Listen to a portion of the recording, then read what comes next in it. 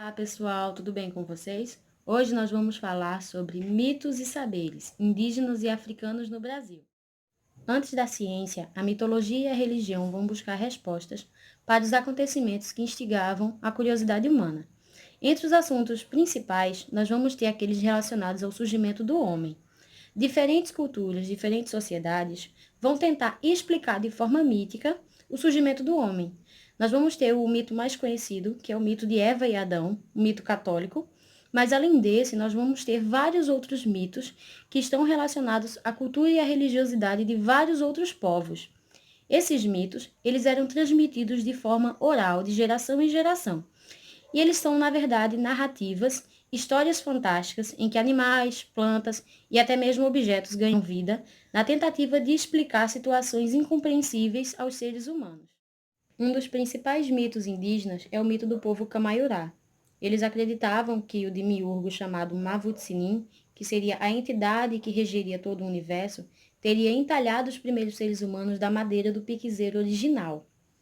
E para dar vida a esses primeiros seres humanos, ele teria soprado fumaça. Desses primeiros seres humanos, nós vamos ter as primeiras mulheres, e entre essas mulheres, a mãe dos gêmeos Sol e Lua, que serviriam de modelo para os seres humanos que seriam criados depois. Quando esses primeiros seres morreram, o Demiurgo ele tentou ressuscitá-los. Como ele não conseguiu, hoje celebra-se um ritual chamado Kuarupi, onde são entalhados troncos de madeira de piquezeiro para homenagear pessoas importantes da aldeia falecidas. Os povos Camaiurá, eles também acreditavam que o Mavut-Sinim, ele teria criado povos pacíficos, como era o caso dos povos Camaiurá, e outros povos que não eram pacíficos, como os Tixucaiamã, Iujá e Suyá, que seriam criados pela cobra, por causa da sua agressividade. Na mitologia Camaiurá, nós podemos dividir 3 períodos. Nós vamos ter o tempo mítico, que seria justamente o tempo da criação dos primeiros seres humanos, na visão Camaiurá. Nós vamos ter o tempo dos avós, que seria justamente o tempo entre o tempo mítico e se estenderia até a chegada dos primeiros colonizadores europeus, lá por volta de 1500. E nós vamos ter o tempo presente, que seria da chegada dos primeiros colonizadores até os dias atuais. Quando os primeiros colonizadores europeus chegaram à América, eles acreditaram que eles estavam chegando, na verdade, às Índias. Por causa disso, eles chamaram os diferentes povos que viviam nessas regiões de índios. Só que, na verdade, nós hoje sabemos que essa denominação ela é preconceituosa e errada. O mais correto seria você chamar esses povos de nativos ou originários, porque eles já estavam nesses territórios quando os primeiros europeus chegaram, ou então chamá-los por sua etnia, de acordo com seu povo. Nós sabemos que quando esses primeiros colonizadores chegaram a esse território, nós tínhamos uma variedade muito grande de povos. Muitas pessoas acreditavam que era um grupo só. Só que, na verdade, eram milhares de pessoas, de milhares de etnias diferentes, linguagens diferentes, culturas diferentes. Esses povos eles teriam chegado ao território americano por volta ali de 12 mil anos, através das glaciações. Eles teriam atravessado o Estreito de Bering e teriam se espalhado no território americano. Esses povos eles viviam da caça, da pesca, da coleta de frutos e raízes e também da agricultura. Nós sabemos que esses povos, à medida que eles foram migrando e conquistando novos territórios, eles foram trazendo plantas nativas de outras regiões, como é o caso do milho. O milho ele não é brasileiro. O milho ele veio do México. E esses povos eles teriam trazido esses produtos para outras regiões, como o Brasil, e aqui teriam cultivado esses produtos. Nós sabemos também que no México a variedade de milho é bem maior do que aqui no Brasil. No Brasil, o milho que nós conhecemos é o milho amarelo, não é isso? Só que no México nós vamos ter milho vermelho, milho preto, milho azul e várias outras cores. Isso se dá justamente por essa questão da mistura de espécies, a questão do cultivo, o produto que melhor se adequa ao clima da região, ao novo solo. Antes da chegada dos primeiros europeus ao território onde hoje é o Brasil, acredita-se que aqui viviam de 2 a 4 milhões de indígenas e que eles falavam aproximadamente 1.200 línguas diferentes. O censo realizado pelo IBGE em 2010 considerou que o Brasil concentra a maior diversidade linguística, o maior número de falantes por língua e atualmente abriga 250 povos diferentes, que totalizam um total de 890 mil habitantes. Desses, nós vamos ter aproximadamente 150 línguas ainda em uso, sendo que muitas dessas línguas, elas correm o risco de entrar em extinção, tá certo?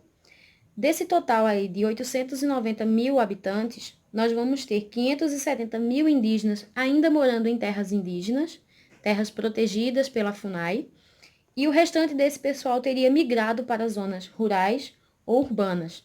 Essa migração de povos indígenas, ela se dá por diferentes fatores. O principal deles ainda está relacionado à questão da grilagem de terras, quando grandes fazendeiros, produtores principalmente de gado e soja, eles estão tentando desapropriar terras indígenas para cultivar ou para a criação de gado. Dessa forma, eles obrigam os nativos a sair das suas terras, muitas vezes utilizando a violência. Então, muitos nativos que estão fora dessas áreas protegidas pela FUNAI, eles são obrigados a abandonar o seu território por causa dessa grilagem praticada por muitos fazendeiros nas regiões indígenas. A importância da questão da demarcação das terras indígenas, ela é fundamental para garantir que esses indígenas eles tenham seu território protegido, tá certo? Contra a grilagem, contra a apropriação dessas terras. Os povos indígenas brasileiros, eles enxergam a terra como sendo coletiva, como pertencente a todos os cidadãos da comunidade, tá certo? Eles não enxergam a terra com aquele mesmo caráter que nós enxergamos, como um produto que pode ser vendido ou comprado. Para eles, a terra ela é coletiva, ela pertence a todos. Esse pertencer a todos está diretamente relacionado à questão dos mitos, ao mito principalmente de criação dos próprios povos Camaiurá e vários outros, onde eles acreditam que a terra ela é de todos porque todos são irmãos. Então seria a regra de parentesco, onde todos dentro da comunidade teria uma origem comum, tá certo? Eles acreditam que exista um equilíbrio entre a natureza e o ser humano. Só que esse equilíbrio não significa que os povos indígenas não alteram a natureza. Sim, eles alteram a natureza, tá certo? Mas eles não alteram da mesma forma que nós. O que acontece? Esses povos eles precisam construir suas moradias, fazer agricultura, precisam de madeira e várias outras coisas para sua própria sobrevivência. Então, sim, eles modificam o seu ambiente, eles modificam o meio que eles estão localizados, mas de uma forma equilibrada, tá certo? Eles tentam buscar esse equilíbrio entre o homem e a natureza. Outra coisa, a questão das moradias indígenas. Cada povo vai ter a sua própria forma de construir suas moradias. Isso está relacionado não só a aspectos culturais, mas também a aspectos ambientais, ou seja, o ambiente, ele vai interferir diretamente na construção dessas moradias, tá certo? Se você comparar a moradia do povo Xavante com a moradia dos povos Tupi, é completamente diferente uma da outra. Muitas pessoas acreditam que os grupos indígenas são uma coisa só que na verdade não são. São povos diferentes, com culturas diferentes, mitos, língua e vários outros aspectos diferentes. Então, colocar todos num grande grupo é, na verdade, um erro. Eles têm, sim, aspectos que são comuns a eles, mas eles também têm coisas diferentes, que são particulares, que só pertencem a seu povo, tá certo? A questão da terra ser coletiva é algo que está presente na maioria das tribos indígenas do nosso país. Só que nós vamos ter vários aspectos que são diferentes. Aspectos físicos, aspectos culturais, linguísticos e vários outros, tá certo? Na maioria das tribos e sociedades indígenas, nós vamos ter a questão da grande família, que seria justamente onde a família ela não se resumiria só a pais e filhos, mas ela também abrangeria avós, tios, sobrinhos e vários outros, ou seja, é uma grande família. É tudo aquilo que a gente chama de parente, para eles é família, tá certo? E eles vivem todos juntos, tá bom? Então, esses são alguns aspectos que são comuns à maioria dos povos indígenas que vivem no Brasil. Mas é fundamental que vocês saibam que cada povo possui sua cultura, cada povo possui sua particularidade. Tem coisas em comum? Claro que tem, mas eles também vão ter muita coisa que vai ser completamente diferente, tá bom? Isso é cultural. Agora nós vamos falar sobre os povos africanos, tá certo? Como todo mundo sabe, a África ela é considerada o berço da humanidade.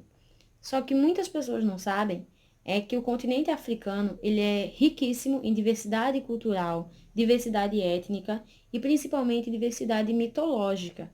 Só que esses mitos e essas tradições africanas só chegaram ao Brasil a partir do século XVI, tá certo? Principalmente ali relacionada à questão da escravidão.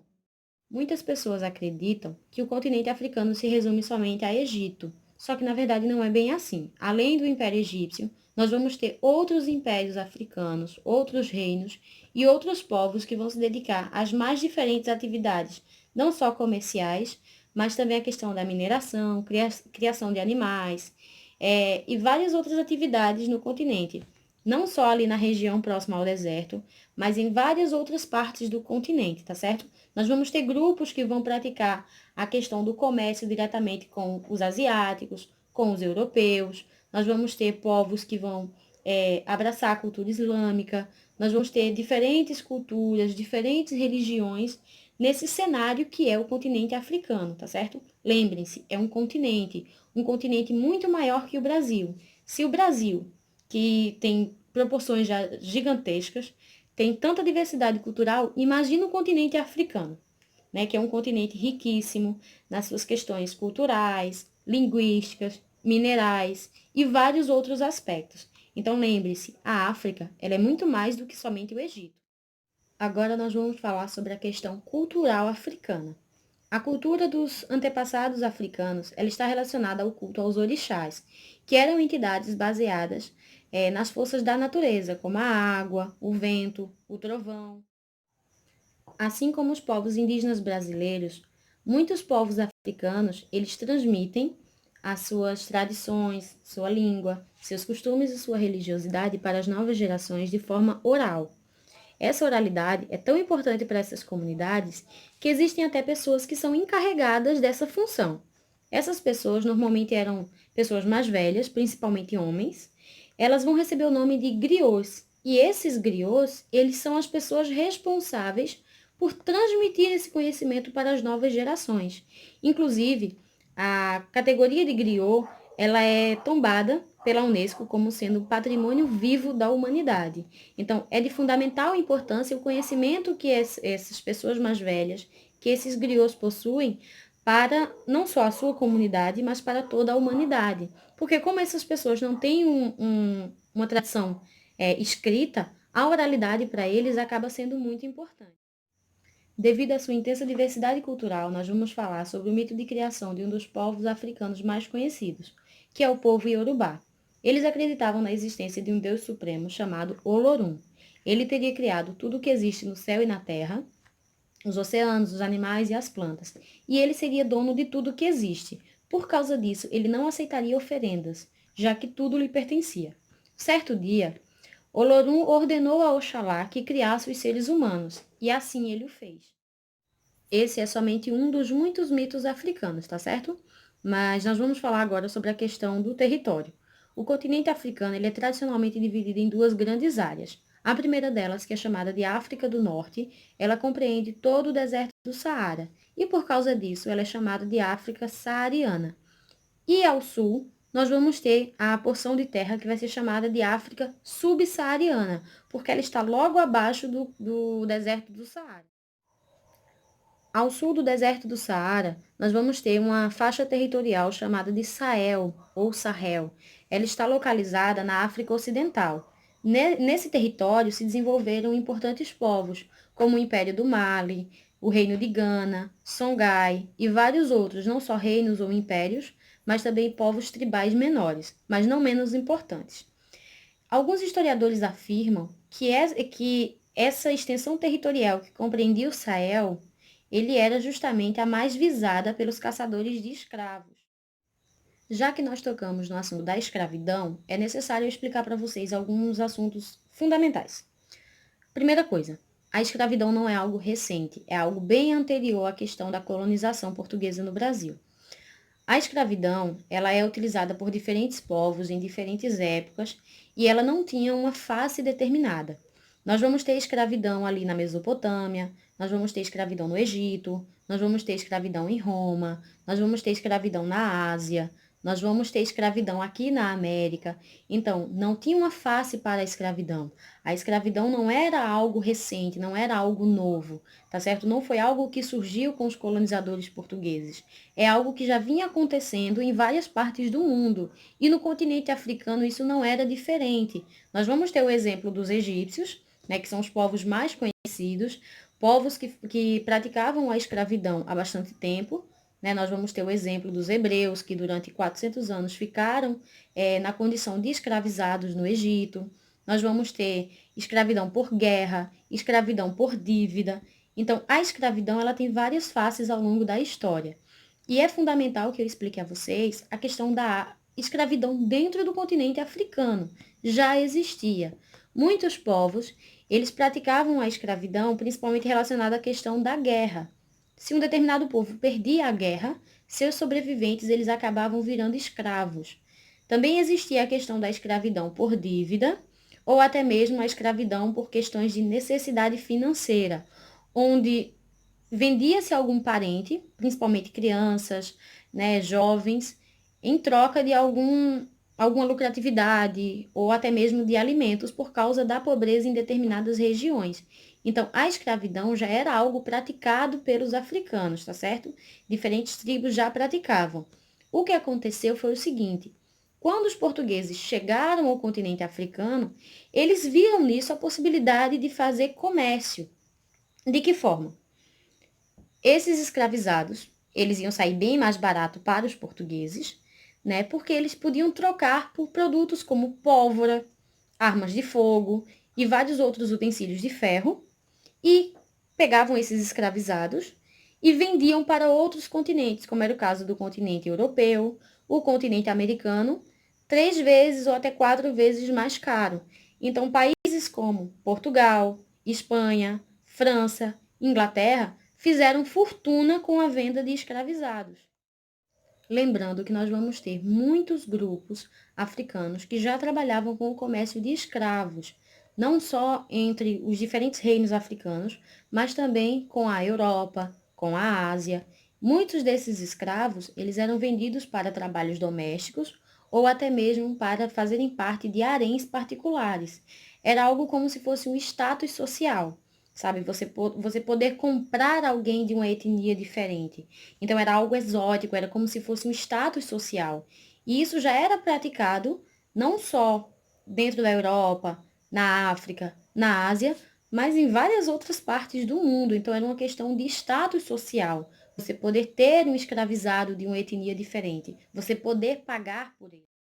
É justamente nesse cenário triste da questão da escravidão que nós vamos ter a entrada de muitos africanos aqui no Brasil a partir do século XVI. Os portugueses, eles vão promover essa questão do tráfico de escravos, eles vão ter uma alta lucratividade financeira, só que esses escravos, eles serão trazidos para o Brasil como mão de obra, principalmente nos engenhos de cana-de-açúcar, que era um produto que os portugueses já cultivavam nas ilhas de São Tomé e Príncipe, lá na África, e em outras colônias africanas que eles possuíam, e eles vão trazer esses produtos para o Brasil. E vão trazer os africanos justamente como mão de obra escrava.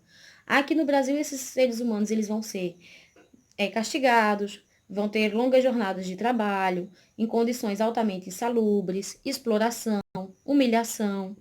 Quando esses africanos chegavam aqui no Brasil, eles não eram vistos como povos de etnias diferentes, de lugares diferentes, de culturas diferentes. Eles eram todos agrupados como sendo um único grupo, tá certo? E a primeira coisa que acontecia depois que eles eram trazidos para o Brasil, eles eram vendidos e eles eram batizados como sendo cristãos, eles eram forçados a se converter ao cristianismo. Nesse batismo, eles recebiam nomes cristãos e eles eram proibidos de utilizar sua língua natal, eles eram separados dos seus familiares, justamente para evitar essa questão de comunicação e tudo mais, e eles eram proibidos de utilizar o seu idioma nativo. Eles eram obrigados a aprender o português para poder se comunicar e receber ordens dos seus senhores, tá certo? Então, os africanos aqui no Brasil, eles vão sofrer muito com a questão da escravidão, exploração, né, a questão de todas as atrocidades que a escravidão remete. a qual esses indivíduos eles vão ser submetidos.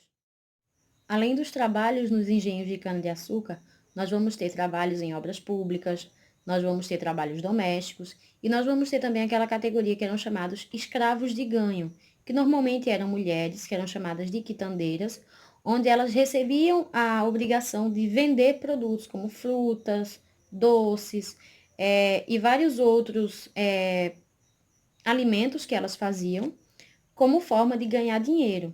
Normalmente esse dinheiro ele ia para as mãos do seu senhor, mas muitas dessas escravas de ganho, elas acabavam juntando dinheiro e conseguindo comprar sua alforria. Então era muito comum no Brasil colonial você ver esses escravos de ganho, tá certo? Que eles faziam esse trabalho de comércio ambulante, nas diferentes vilas e cidades que foram surgindo no Brasil colonial. Apesar de todas as opressões sofridas por esses escravizados aqui no Brasil, muitos deles tentaram resistir. De que forma? Nós vamos ter fugas, formação de quilombos, né? O mais famoso deles é o Quilombo dos Palmares. Nós vamos ter a questão da culinária, língua, a questão da dança, a capoeira e também a questão religiosa. Nós vamos ter muitas religiões que vão surgir, né, como forma de resistência a essa opressão da escravidão. De que forma? Quando esses escravizados eles eram batizados como sendo cristãos, eles fingiam que tinham se convertido. Dessa forma, eles pegavam elementos da cultura cristã, né, da religiosidade cristã, e eles associavam com as suas religiões nativas. Eles pegavam principalmente os santos católicos e eles relacionavam com os seus orixás. Dessa forma, eles enganavam os seus senhores, né, que iam achar que eles eram católicos, quando na verdade eles mantinham a sua religiosidade. E isso vai sendo transmitido de geração em geração. E isso sobreviveu até hoje. Essa mistura da religiosidade cristã com aspectos da cultura, da religiosidade de diferentes etnias africanas e indígenas vai ser chamado de sincretismo religioso. E esse sincretismo religioso, ele vai dar origem a várias outras religiões que hoje integram o nosso cenário brasileiro, tá certo? A Constituição de 1988, ela estabeleceu o Brasil como sendo um estado laico, ou seja, você não é mais obrigado a ser católico, como era no tempo da colônia. Agora você pode ter uma liberdade religiosa bem maior, não só para ter a fé que você quiser, como também para não ter nenhuma. Eu vou citar aqui agora algumas dessas religiões que surgiram através desse sincretismo religioso, dessa mistura de diferentes religiões. Nós vamos ter um exemplo da Umbanda, Candomblé, Batuque, Cabula, Catimbó e várias outras religiosidades, não só de matrizes africanas, mas também de matriz indígena, tá certo? E que hoje compõem o cenário brasileiro.